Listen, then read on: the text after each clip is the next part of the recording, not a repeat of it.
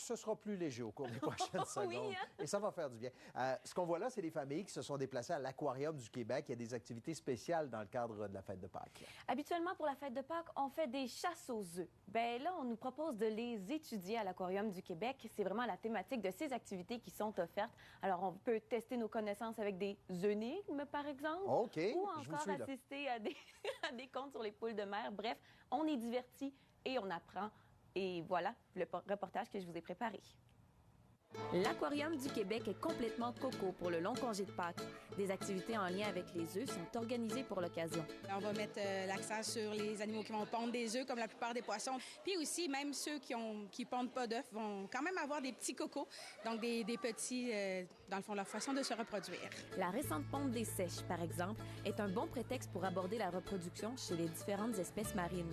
On est tous nés un jour, mais on ne sait pas comment ça se reproduit une étoile de mer, un escargot, un bernard l'ermite. Puis qui pond des œufs, qui en pond pas. C'est toujours quelque chose qui est intéressant parce que c'est mystérieux, puis on aime ça d'en apprendre tous les jours. Que ce soit en touchant des étoiles de mer en compagnie d'un guide ou en assistant à un conte sur les poules de mer, Lui dit son papa poule, Raoul. J'ai compris. Ciao! tous les moyens sont bons pour s'intéresser à la faune aquatique. Les contes qu'ils ont fait écrire sont en lien avec des animaux qu'on retrouve ici. Il y a quelque chose de mystérieux dans le fait de raconter des histoires et on se met à la place du héros et c'est comme ça, je pense que le message passe. On peut découvrir la nature et voir les plusieurs types de poissons. Puis ça peut passer un moment en famille. Ouais.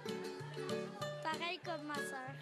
C'est la fin de semaine de Pâques, on passe du temps en famille, puis on cherche les cocos. Ça nous permet de découvrir les fonds marins puis les créatures qu'on voit pas tous les jours.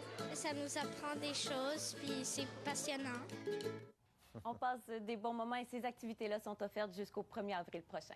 Les choses changent dans le monde de la musique, mais vous êtes intéressé dans une enquête à l'avenir de l'album. Oui, c'est quelque chose qui me trottait en tête depuis un moment. Vous, Bruno, est-ce que vous écoutez des albums de bout en bout?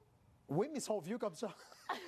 Bien, vous faites partie des 35 de la population québécoise qui s'adonne à écouter des albums de bout en bout comme ça. C'est de moins en moins fréquent et ça m'avait réellement marqué. Surtout qu'on voit de plus en plus de EP, les albums plus courts. Les albums sont de plus en plus autoproduits aussi. Alors, c'est à savoir, est-ce que faire un album en 2024 pour un artiste de chez nous, c'est encore pertinent? J'ai décortiqué ça avec quelques intervenants du milieu musical.